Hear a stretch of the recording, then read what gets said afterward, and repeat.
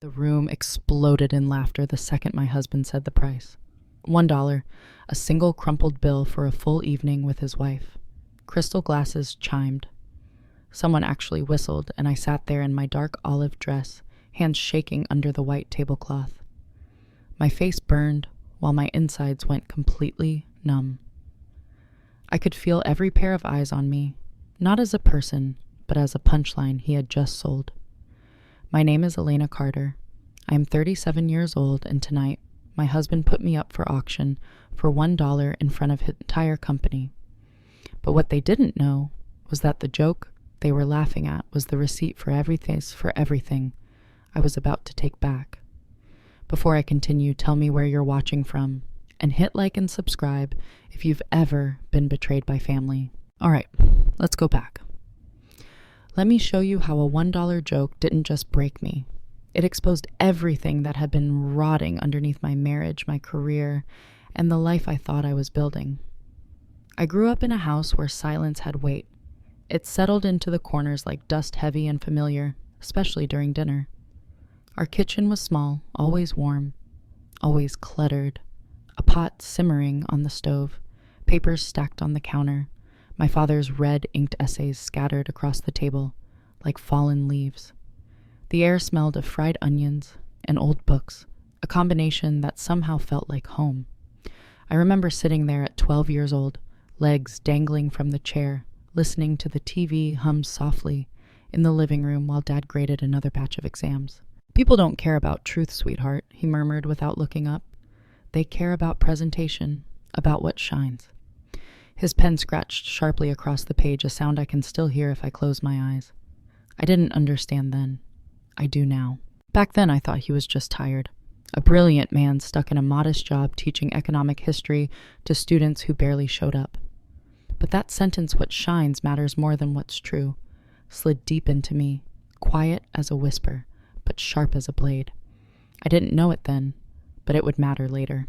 One night in high school, that lesson echoed even louder. The gym was packed with excited families, the buzzing of fluorescent lights mixing with the smell of popcorn and floor polish. Awards night. I had just won first place in a statewide math competition. My name echoed through the speakers' applause scattered like raindrops, and I walked onto the stage feeling proud, tall, almost visible. Then I looked into the crowd. My parents weren't even looking at me. They were turned toward my younger cousin Lydia, who had just won a cheerleading ribbon. Cameras flashed like fireworks around her. The little silver trophy in my hand suddenly felt cheap, dim, embarrassing. Afterward, Mom said, "You know how it is, Elena. Cheer is more fun for pictures." I swallowed that hurt, but it dug deeper than I thought. In college, I tried to outrun that feeling. The library became my second home. Winter evenings, especially when the windows fogged over and the radiator clanked like it had a heartbeat of its own. I'd sit under flickering orange lamps with my laptop open, caffeinated steam rising from a terrible vending machine coffee. Across the room, the campus leadership group joked loudly by the bulletin board with posters saying "Future Leaders" in bright blue letters. They belonged there. I didn't. I told myself footnotes were safer than headlines. I didn't know those posters would come back under a very different name. My first job out of college was in a mid-range financial firm downtown. The place smelled like burnt coffee and nervous sweat, the air always humming with printers and stale ambition. That's where I met Nathan Hale. He walked into Friday, happy hour, like the room had been waiting for him. People turned, eyes followed, his laugh carried across the bar, confident, warm, a little smug. He was magnetic in that easy surface-level way people love. I was standing at the edge of the group when he made some complicated, wildly incorrect comment about a commodities chart on a napkin. I corrected him gently, almost apologetically. His eyes snapped to me. "You're sharp," he said.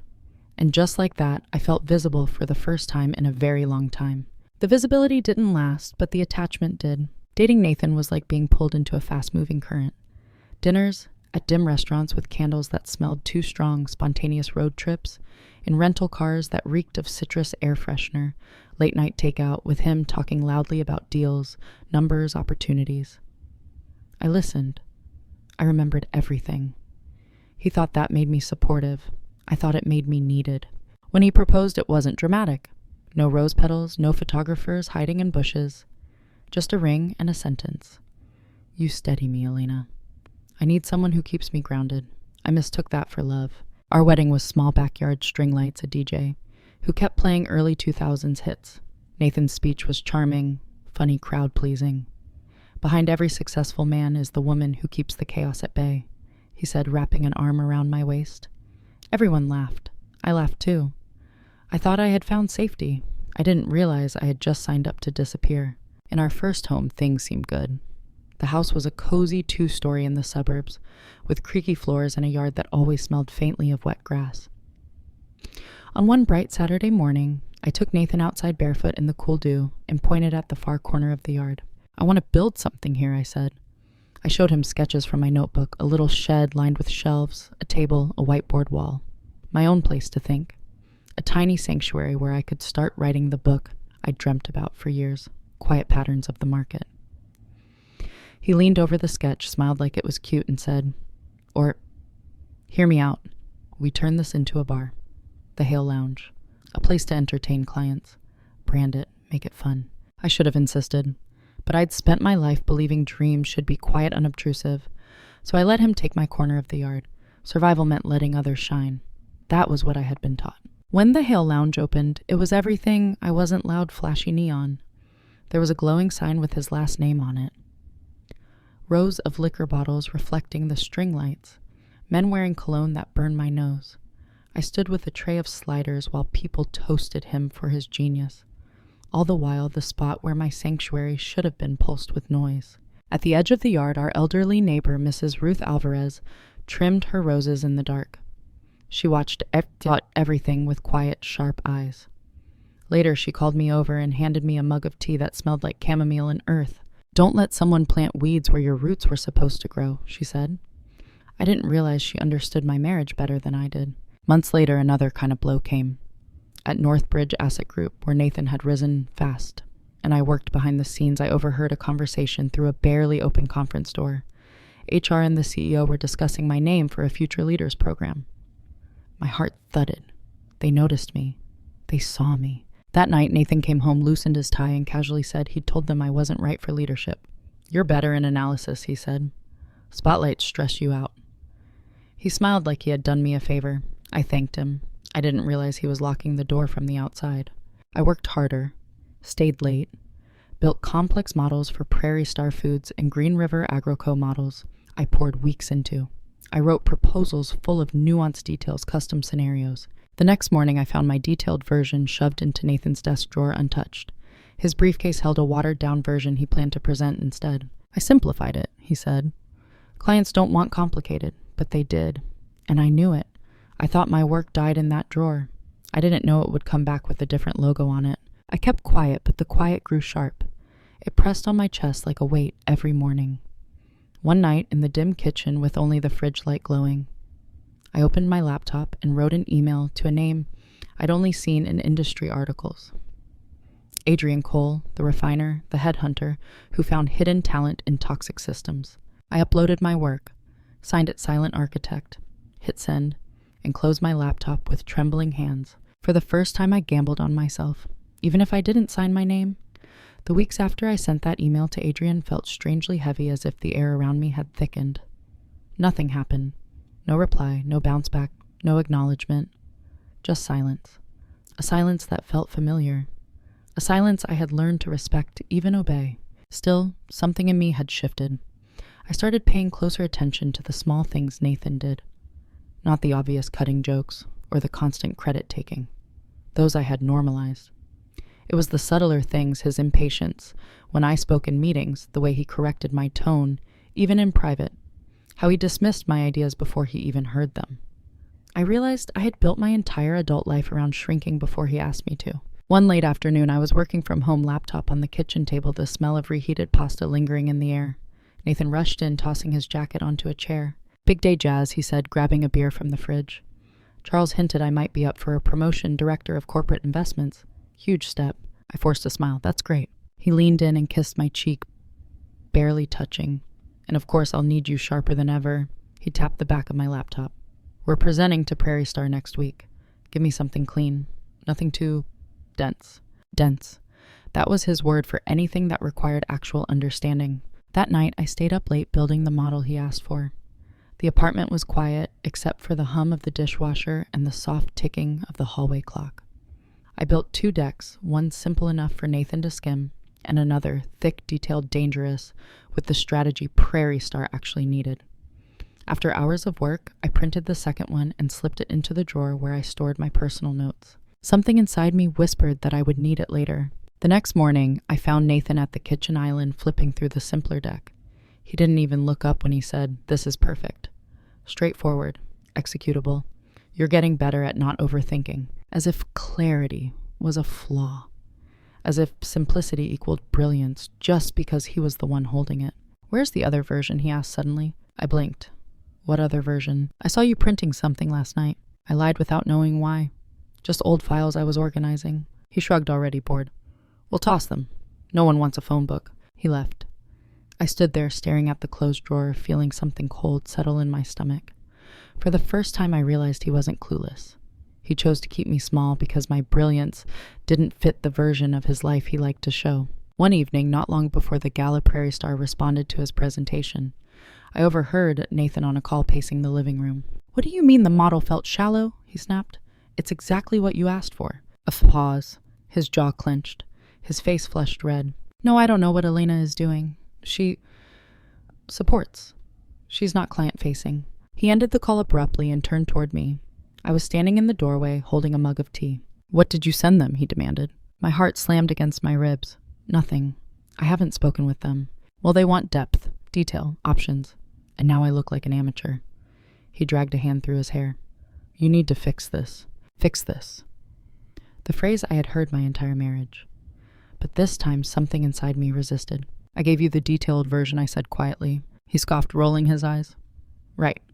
The Encyclopedia Elena clients don't have time for your overthinking." Rue's voice came back to me then. "Gardens don't reward cowardice." I didn't argue, but I didn't open my laptop either. The tension carried into daily life. At breakfast, Nathan scrolled through his phone while I pushed scrambled eggs around my plate. Our gala is next week," he said. "It's huge for the firm. You'll need to look polished. Not too bold, just presentable." "Presentable," I repeated. "You know what I mean. Understated, supportive. Understated. Like the dark olive gown he insisted on choosing. Not because it suited me, but because it wouldn't clash with the gold and black branding of the event." "You're overthinking again," he added when I didn't respond. "I swear sometimes I don't know what goes on in that head of yours." What went on in my head was a growing storm, a quiet roaring that had nowhere to go. The day of the gala, I walked into Ruth's backyard. She was pruning again, wearing her sun hat, even though the sky was gray. The scent of fresh earth mixed with the sweetness of crushed rose petals. "You're walking like someone carrying a secret," she said without looking up. I sat on the small wooden bench near her fence. "I have a bad feeling." She clipped another stem cleanly. "Bad feelings grow from bad roots." "What's he planning tonight?" "I don't know. He said he has a fun surprise." Her hands paused. Her eyes rose slowly to mine. "If he makes you the joke again," she said, "don't laugh. Laughing is how women disappear." My throat tightened. "I'll be fine." She shook her head. "Fine isn't a life, Elena. Fine as a funeral with the lights left on." I didn't know why, but tears pricked behind my eyes. Ruth reached out, squeezed my hand with surprising strength. "Whatever happens tonight," she murmured, "remember who you were before you learned to shrink." I held her gaze. I wanted to believe her, but belief still felt like a luxury. That evening, the city glowed with a soft gold haze as we drove downtown. Nathan was excited, talking nonstop about guest lists, sponsors, potential promotions. The car smelled of his heavy cologne, the leather seats cold beneath my skin. "You look good," he said, finally glancing over. "The dress fits the theme perfectly." "Fits the theme, not fits me." When we arrived, camera flashes bounced off the hotel's marble pillars. Inside, chandeliers sparkled like frozen fire. The ballroom buzzed with polite laughter, clinking glasses, and the faint note of jazz from the live band. I walked beside him, posture small hands clasped. People greeted him enthusiastically. People greeted me politely. "You ready for my surprise?" he whispered as he guided me to our table. "No," I whispered back. He didn't hear me. Or maybe he did and chose not to care. I didn't know it then, but the moment he stepped onto that stage would be the last time I ever let him speak for me. The tension didn't explode all at once.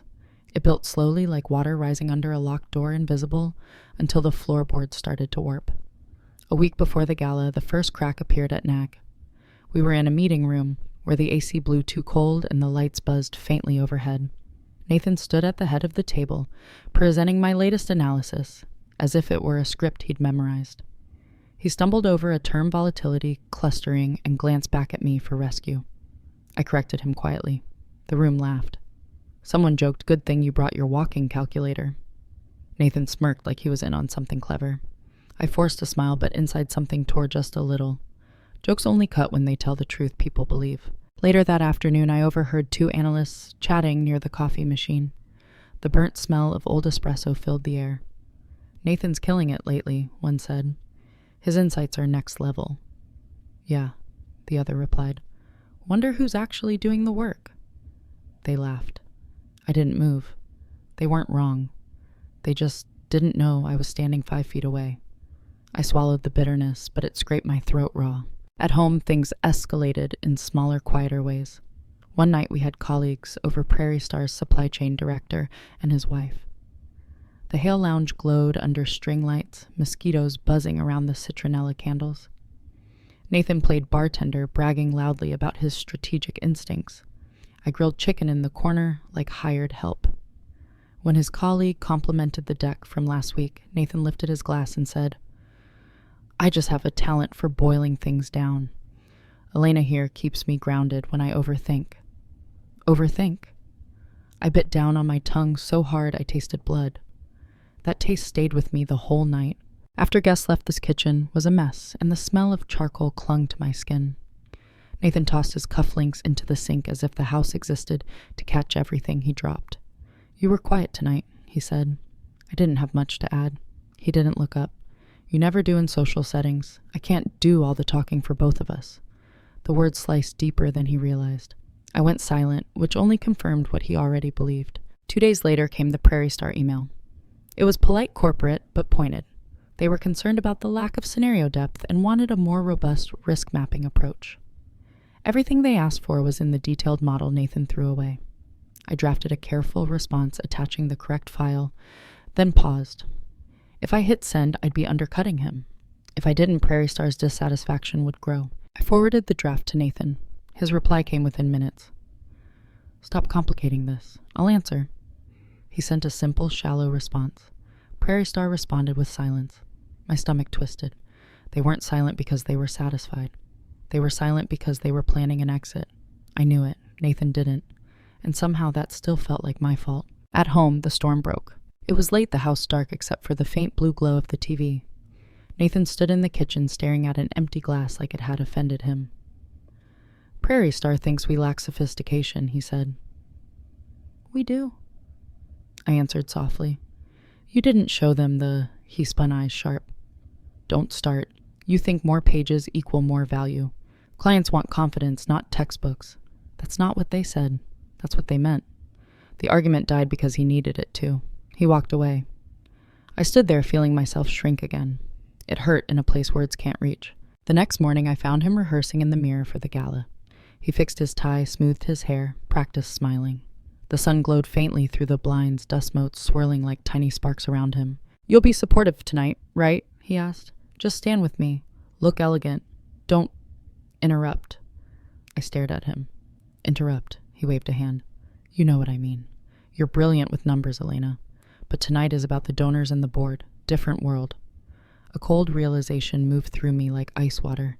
He didn't want me beside him. He wanted a prop. That evening I tried talking to him before dinner. He was at his desk, working through a pile of expense receipts, muttering under his breath. "Nathan," I said gently, "we need to talk about how you present me in public." He didn't look up. "Is this about the calculator joke again?" "You're too sensitive." "It's not just that," he scoffed. "Look, Jazz, I'm under pressure. Don't make this harder. I wasn't making it harder. I was trying to save myself." But he closed the conversation with one final line. "You're overthinking. Again." That one word "again" landed like a slap. It reduced years of invisible labor to a personality flaw. The night before the gala, I walked into Ruth's yard. She was deadheading roses, the snip of her clippers steady, rhythmic. The air smelled of soil and old leaves. "How's your storm brewing?" she asked without turning. "I think tomorrow's going to be bad," I whispered. Ruth looked at me, then really looked. Her eyes were tired but sharp. "If he throws you to the wolves again," she said, "don't let him think you're meat."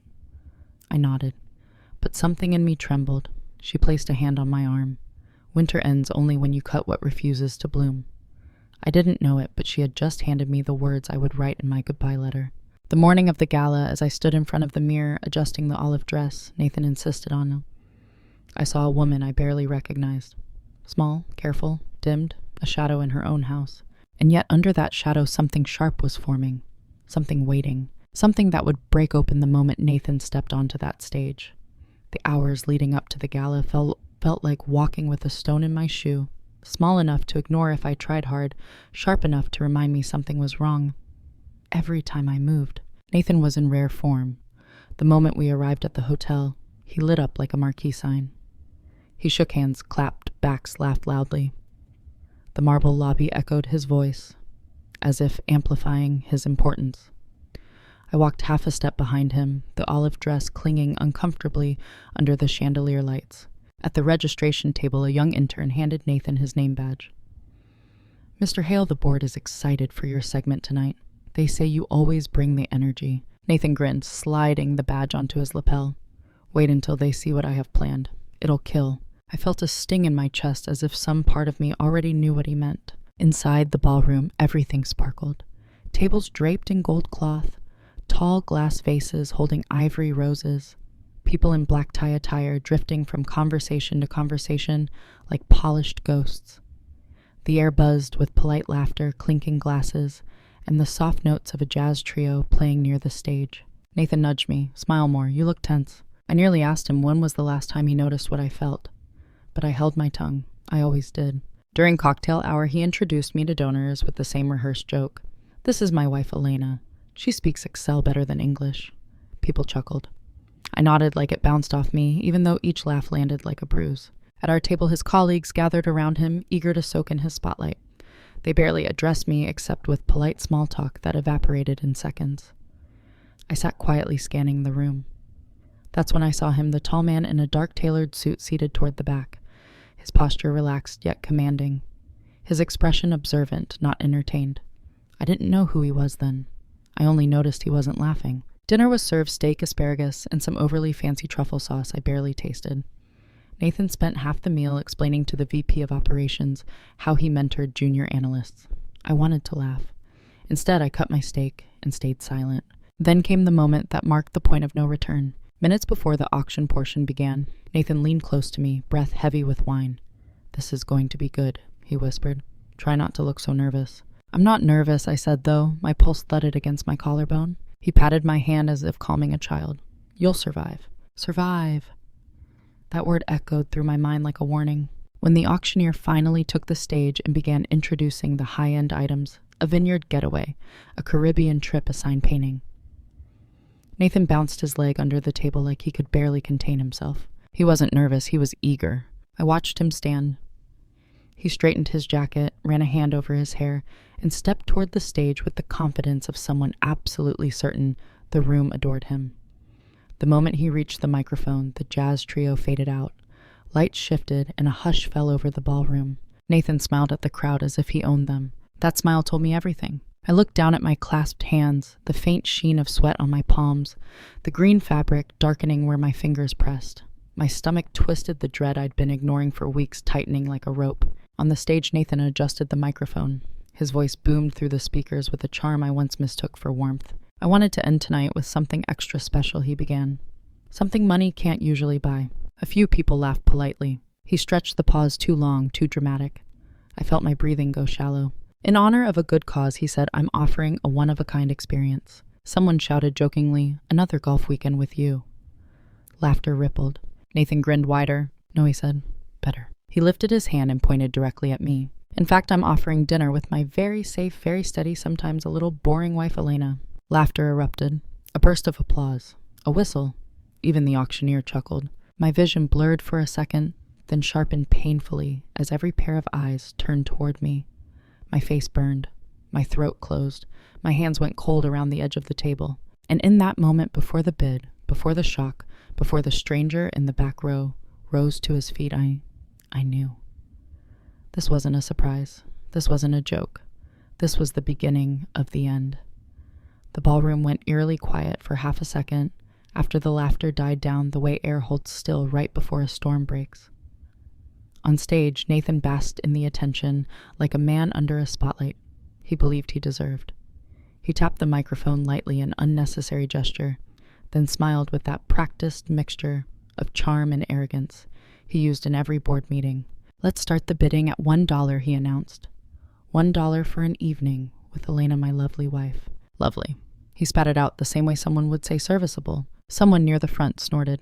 A woman whispered, $1 seems generous. Laughter rippled again, sharper this time, like glass cracking. My breath stuck in my throat. The olive dress felt suddenly too tight, like it was meant to hide me, not fit me. The lights above the table were blinding a hot white that made every flaw in my face feel exposed. My heart beat so loudly I could hear it in my ears, drowning out the jazz musicians packing up in the corner. Nathan called into the microphone again. "Come on, folks.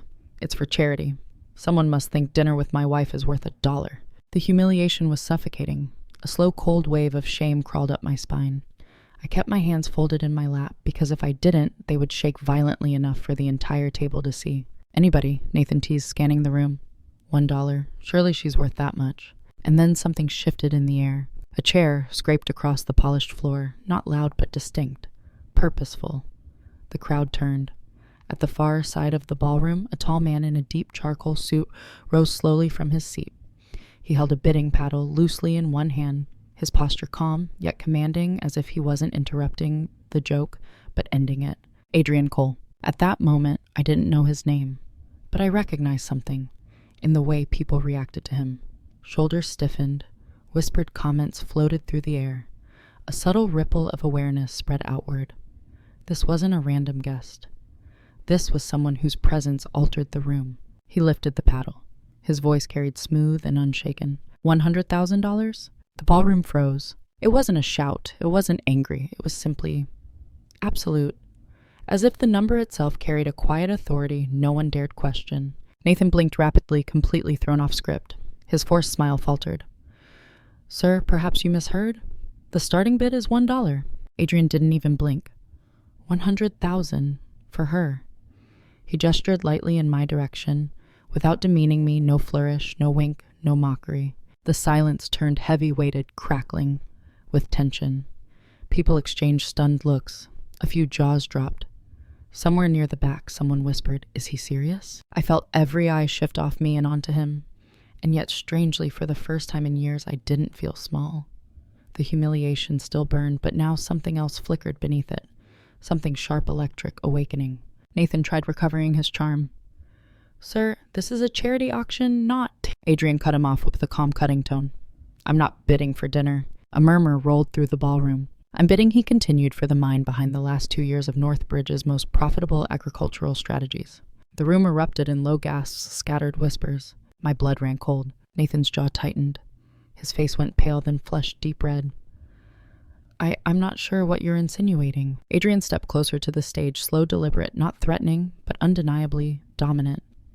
"I am stating," he said clearly, "that your wife's work is worth more than $1, and certainly more than the way you presented her tonight." A pin could have dropped and echoed. Nathan's voice wobbled. "This isn't the place." "No," Adrian replied calmly. "It is exactly the place. Because this is where you decided to turn your wife into a punchline." My breath caught. The words hit like a strike across the room, precise, merciless, true. Nathan stumbled, grasping at a composure.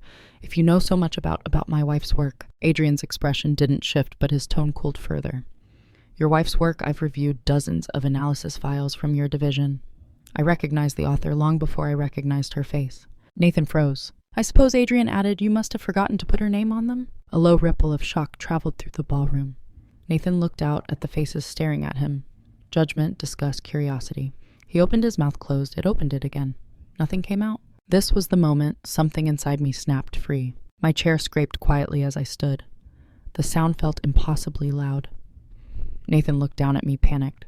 "Elena, sit," he hissed into the microphone, forgetting it amplified everything. The room heard him. They heard the command, the tone, the disrespect. I didn't sit. I walked toward the stage. Every step felt strangely light, like my body finally moved without chains. I stepped up beside Nathan, who was sweating now. His smile collapsed into something desperate. Elena, he whispered harshly, the mics capturing his frantic breath. Please don't do this. Not here. I faced him fully. You did this, I said quietly. The words were simple, not dramatic, but the microphone carried them across the ballroom like a blade slicing silk. I turned to the audience, my voice trembling but steadying with each word. For 7 years, I let myself believe invisibility was safety. That hiding behind someone else's shine was loyalty. That shrinking my voice made me supportive. My throat tightened, but I didn't stop. But tonight, when my husband put me on stage for $1, I realized something. This is not a joke.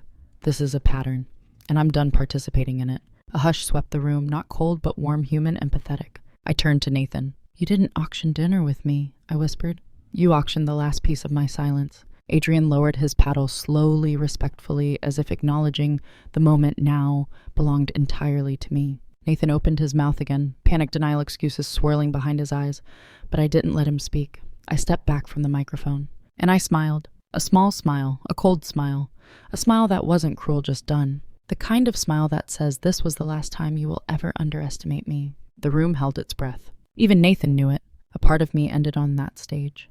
And something new, dangerous, decisive, unbreakable took its place. When the gala ended, the ballroom emptied fast. People avoided eye contact as they slipped out, heels clicking, chairs scraping, conversations hushed.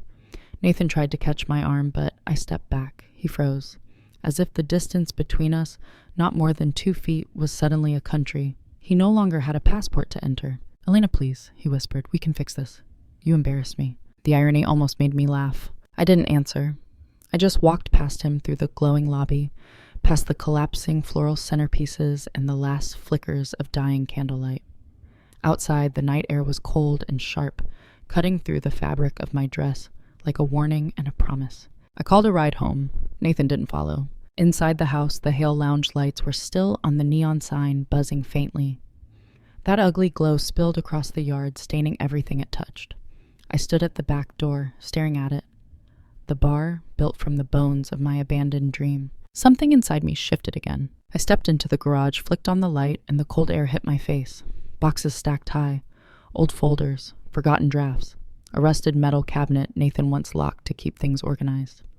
I searched through drawers until my fingers brushed something familiar, a thick folder bound with a rubber band. My original Prairie Star project, my detailed risk models, pages he never even read, and behind them printouts of emails I'd sent from my work account that mysteriously ended up labeled under his name in client folders. Proof of authorship, proof of erasure. A slow, steady heat built in my chest. Not rage, not yet, just clarity. I spent the rest of the night scanning documents, saving attachments, organizing timelines. Hours passed quietly, punctuated only by the hum of the old overhead bulb and the soft click of my keyboard. Outside, wind rustled the trees between our yard and Ruth's. Her porch light was on a warm square of yellow in the darkness. At dawn, my phone buzzed.